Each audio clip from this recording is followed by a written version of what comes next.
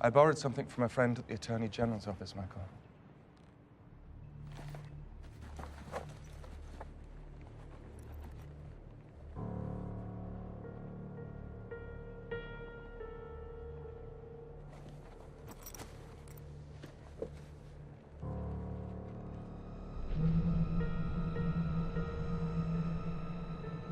You feel it, don't you, Michael? You feel the mask. Say something, Michael.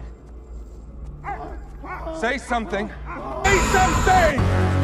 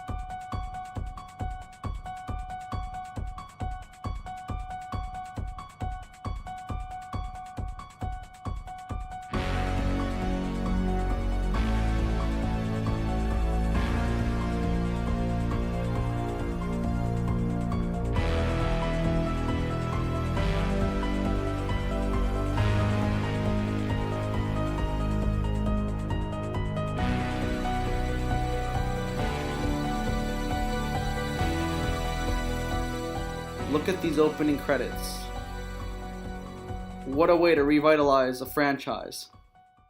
Welcome back to At the Movies with Tyler Simpson. Last school year, I reviewed the classic horror film Halloween 1978, along with Psycho 1960, Ferris Bueller's Day Off, and a special Avengers Infinity War review with an MCU retrospective attached to it. When I recorded my review of John Carpenter's horror masterpiece, Halloween 1978, I mentioned how a new Halloween was in development and would be released in cinemas in October of 2018. You know I had to review that movie after it was released. I saw the movie opening week and was blown away. Director David Gordon Green directed the movie beautifully.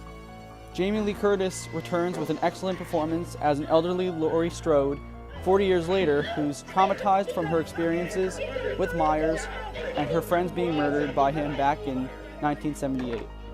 The new additions to the cast are very good as well, especially Laurie's family consisting of Karen, played by Judy Greer, and Allison, Andy Matichak. Karen is Laurie's daughter, and Allison is Laurie's granddaughter.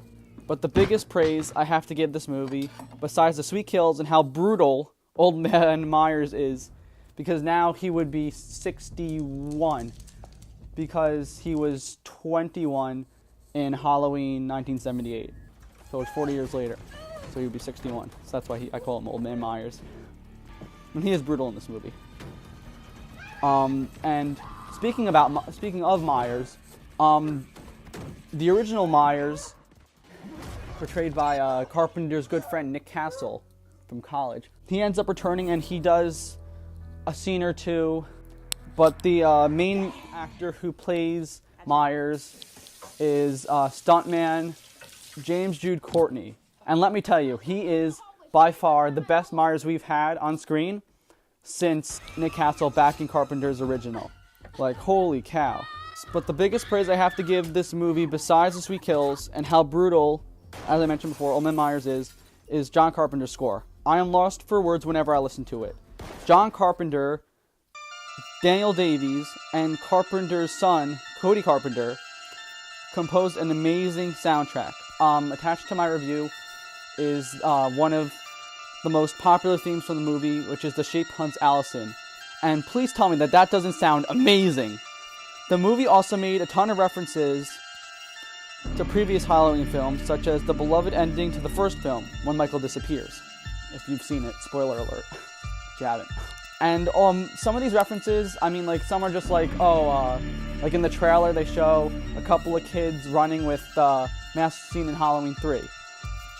The ending of the movie, spoiler alert if you haven't seen it, it references Halloween 2, since Michael ends up burning again. I know, because he ended up burning in Halloween 2, at the end of Halloween 2.